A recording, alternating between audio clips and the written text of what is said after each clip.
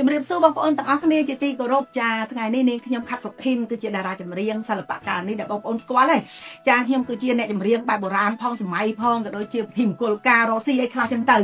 ហើយមករយៈនេះឃើញបងប្អូនទាំងអស់គ្នាមានដូចថាមានការតេមកសួរនាំឬមកក៏ឆាតមកសួរនាំខ្ញុំច្រើនពាក់ព័ន្ធមួយការបង្ហោះរបស់ខ្ញុំមួយ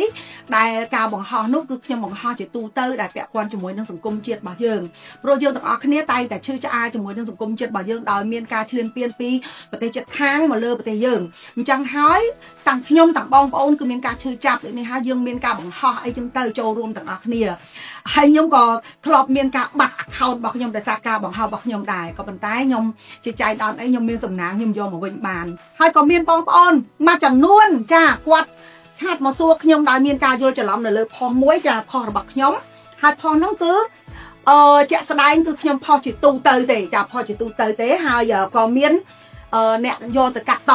ចាអ្នកយកទៅកាត់ត caption ហ្នឹងគឺកាត់តទៅជាមួយនឹងសារព័ត៌មានហើយសារព័ត៌មានហ្នឹងបងប្អូនចូលទៅឆែកមើលទៅឃើញហើយនេះបងប្អូនធ្លាប់ឃើញយ៉ាងទៅនេះចានេះសារព័ត៌មានថ្មីក៏ប៉ុន្តែហ្នឹងគឺជាការ edit កាត់តរូបភាពទេហើយក៏គាត់ទៅសេថាសម្ដេចតេជោប្រមានអ្នកនាងខាត់សុខីមកុំឲ្យញុះញង់បង្កភាពវឹកវរនៅក្នុងសង្គមបើមិនចង់ជាប់គុកដាក់នឹងបងប្អូនខ្ញុំផុសថាចូលយើងជាខ្មែរទាំងអស់គ្នារួមគ្នាបង្ហោះសារចំណងជើងថា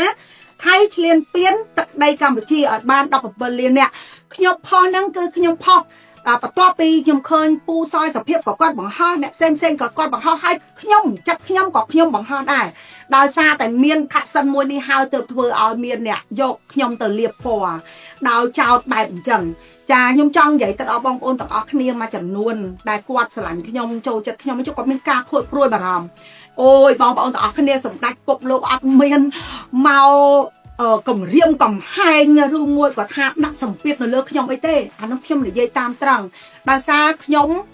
តាំងពីតូចមកដល់ធំមកគឺខ្ញុំដូចថាទូទៅបំរើបងប្អូនទូទៅខ្ញុំនៅតែសំណូមពរបងប្អូនទាំងអស់គ្នាអូយបងប្អូនណានិយាយឲ្យត្រង់ត្មង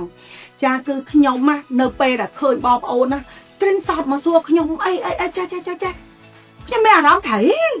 ហើយមិនបានតតំណហ្នឹងចាទាំងខ្ញុំនៅអត់ដឹងខ្លួនក៏ដូចជាដូចថាការលាបពណ៌មួយនេះវាធ្ងន់ធ្ងរខ្លាំងពេកបងប្អូនណានៅពេលដែលគាត់សួរខ្ញុំ1 2 3 4ថារហូតមកដល់ខ្ញុំទុកដល់ពេលវេលារៀងយូរដែរមកដល់ស្មាននេះចាដាច់ខាត់ខ្ញុំត្រូវតែចេញនិយាយដើម្បីកុំឲ្យបងប្អូនមានការយល់ច្រឡំហើយយល់ច្រឡំមិនត្រឹមតែយល់ច្រឡំធម្មតាទេគឺយល់ច្រឡំរហូតដល់ថ្នាក់ដឹកនាំដូចនេះហើយខ្ញុំមិនចង់ឲ្យបងប្អូនទាំងអស់គ្នាបែកបាក់សាមគ្គីគ្នាទេខ្ញុំឃើញតាំងពីមានចៅឈ្លានពានប្រទេសយើងមកបងប្អូននៅឃើញបងប្អូនស្រឡាញ់គ្នាគឺរាប់អានគ្នាខ្ញុំឃើញនឹងផ្ទាល់នឹងភ្នែកអារម្មណ៍ខ្ញុំឲ្យដឹងថាប្រទេសកម្ពុជារបស់យើងគឺមានតែ17លានអ្នកជាងមែនប៉ុន្តែគឺពួកយើងសហការគ្នាស្រឡាញ់គ្នារួបរวมសាមគ្គីគ្នាជឿជាក់លើឋានៈដឹកនាំគឺខ្លាំងមែនទែនអញ្ចឹងហើយខ្ញុំនៅតែសនំពរបងប្អូនទាំងអស់គ្នារួបរวมគ្នាបងប្អូនដើម្បីជាធ្លុងមួយជួយដល់សង្គមជាតិរបស់យើងទោះបីយើងអត់មានលុយជួយគាត់ឬមកក៏អត់មានអ្វីដែលថារឿងដុំកភួនជួយតែយើងត្រឹមតែសហការគ្នាស្រឡាញ់គ្នាសាមគ្គីគ្នានេះគឺល្អបំផុតហើយចាបងប្អូនទាំងអស់គ្នាដឹងស្រាប់ហើយសិល្បៈខ្មែររបស់យើងរីកលូតលាស់បានដោយសារតែជីវភាពរបស់ប្រជាជនទូទៅដែរបើសិនជាសិល្បៈខ្មែរយើងដូចថាល្អមែនមានសមត្ថភាពមែនតែជីវភាពប្រជាជនយើងទូទៅអត់មានលទ្ធភាពជួលទេក៏យើងមិនដឹងថារីកចម្រើនទៅយ៉ាងម៉េចចាខ្ញុំបានរីកចម្រើនមកទល់សពថ្ងៃនេះដោយសារតែមានបងប្អូនជាទស្សនិកជនបានគ្រប់គ្រងហើយជាពិសេសទៀតគឺថាគ្រប់គ្រងនៅអ្វីដែលខ្មែរមានក៏ដូចជាគ្រប់គ្រងនៅអ្វីដែលខាត់សុខីមបានធ្វើរហូតតាំងពីដើមរហូតមកដល់ពេលនេះចាថ្ងៃនេះខ្ញុំសូមជូនពរដល់បងប្អូនទាំងអស់គ្នាសូមឲ្យបងប្អូនមានសេចក្តីសុខសេចក្តីចម្រើនពិសេសនាងខ្ញុំសូមជូនពរដល់ថ្នាក់ដឹកនាំចាសូមជូនពរឲ្យមានសុខភាពល្អដឹកនាំនាវាកម្ពុជាបានដល់ត្រូវសុភមង្គលចាជូនពរបងប្អូនឲ្យមានសុខភាពល្អហើយខ្ញុំស្រឡាញ់បងប្អូនទាំងអស់គ្នាចាគោរពបងប្អូនទាំងអស់គ្នាចាអរគុណច្រើន